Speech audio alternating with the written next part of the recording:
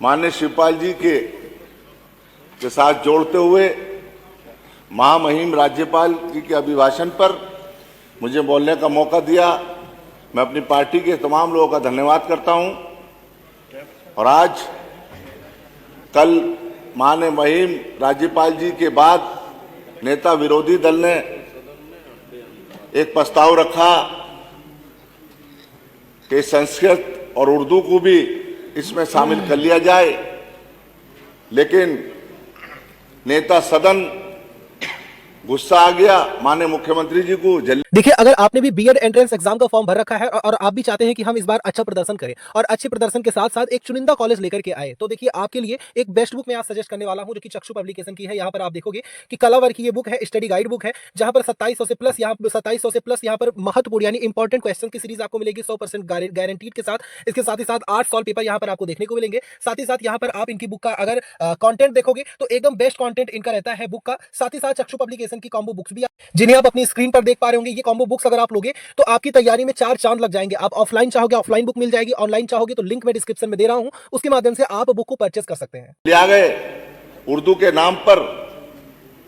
मैं कहना चाहता हूं इस उर्दू ने इस मुल्क को आजाद कराया।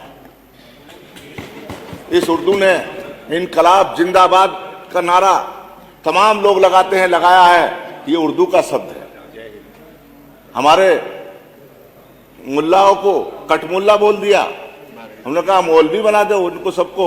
मैं कहना चाहता हूं ये भूल गए इन्हीं उलमाओं ने, इन्हीं मौलानाओं ने, इन्हीं हाफिजों ने इस मुल्क को आजाद कराया था। लेके कराची से लेके देवबंद तक अंग्रेजों ने पेड़ों पे गले में फंदा डालकर इनको हजारों उलमाओं को इन्होंने फांसी लगाने का काम किया, तब ये मुल्क आजाद हुआ। ये मुल्क आजाद ऐसे नहीं हुआ। आज हम यहाँ बैठे हैं, ये उन्हीं की देन है। और मुसलमानों को गद्दार कहते हैं। ये मुसलमानों का इस मिट्टी में खून शामिल, किसी के बाप का हिंदुस्तान थोड़ी है। मैं कहना चाहता हूं आपसे, ये मुल्क हिंदू और मुसलमान सबका है। 8 साल इस सरकार को हो गए। मैं कहना चाहता हूं ना किसी ने हिंदू को मारा है, किसी मुसलमान ने, ना किसी मुसलमान ने हिंदू को मारा, ना हिंदू ने मुसलमान को मारा। ये भाईचारा खत्म करना चाहते हैं, ये जहर घोलना चाहते हैं, हिंदू और मुसलमान को लड़ाना चाहते हैं। लेकिन मैं मुबारकबाद देता हूं हिंदुओं को भी और मुसलमानों को भी। हिंदुओं और मुसलमान का भाईचारा 8 साल के पीरियड में खत्म नहीं हुआ और ये और मजबूत होगा। मैं कहना चाहता हूं आज हालात कैसे हैं, घर घर में, गांव गांव में, शहर में जहर घोलने का काम किया। तमाम मुसलमान दहशत और खौफ में जी रहा है। यकीन मानिए, जब घर से निकलता है सुबह को उसका बेटा काम के लिए, तो शाम को वही महसूस करती है उसकी माँ कि मेरा बेटा अभी तक नहीं आया।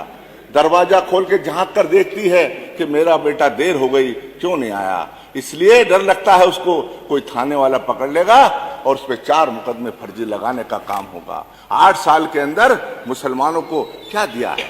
लाठी दी है, डंडा दिया है, गोलियां मारी हैं और जेलों में डालने का काम माइनॉरिटी के लोगों को इस सरकार ने किया है। मैं कहना चाहता हूं मुसलमान क्या मांग रहा है आपसे? 8 साल के पीरियड में क्या मांगा है? और उसने एक चीज मांगी है, ना रोजी मांगी, ना रोटी मांगी, ना नौकरी मांगी। वो कह रहा है कि हमको जीने दो, कमा के अपने बच्चों का पेट भरने दो। ये मुसलमान ने मांगा है। अरे इतने सब्र से बैठा है, ये भी इनको बर्दाश्त नहीं हो रही। मैं कहना चाहता हूं ये सब्र, हमारा सब्र तुम्हें खाक में मिला देगा। हमारे सब्र का तुम्हें असर नहीं मालूम, हमारा सब्र तुम्हें खाक में मिला देगा इंशाअल्लाह। मैं कहना चाहता हूं हमारे सरफिरेज जज्बातों को कैद कर नहीं सकते, हमारे सरफिरेज जज्बातों को कैद कर नहीं सकते। क्यों हवाओं के लिए आप जंजीरें बनाते हैं? मैं कहना चाहता हूं आज हालात क्या है? मेरे जनाजे पर यारो मोहब्बत लिख देना, मेरे जनाजे पे यारो मोहब्बत लिख देना। हमने बुनियादों के पत्थर हैं, हमें घर से निकाला जा रहा है। मैं कहना चाहता हूं आज क्या हालात कर दिए मुसलमानों के। पूरे उत्तर प्रदेश के अंदर आप दहशत के अंदर, खौफ के अंदर जी रहा है।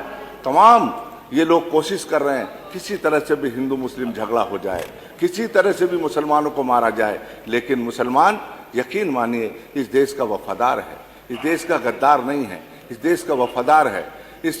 जब जब जरूरत पड़ी है, सन 71 का देख लीजिए, हिंदुस्तान पाकिस्तान की जब जंग हो रही थी तो वीर अब्दुल हमीद ने पाकिस्तान के टैंक उड़ाने के बाद अपनी कुर्बानी देने का काम किया। ये किरदार है मुसलमान का। अभी कुंभ का मेला भर रहा था इलाहाबाद के अंदर, कड़ी सर्दी हो रही थी, कड़ी सर्दी हो रही थी, तमाम बहुत कड़ाके की सर्दी पड़ रही थी, लेकिन वहां के तमाम मुसलमानों ने अपने शरीर से जर्सी उतारकर, स्वेटर उतारकर, जैकेट उतारकर वहां के हिंदू भाइयों को देने का काम किया।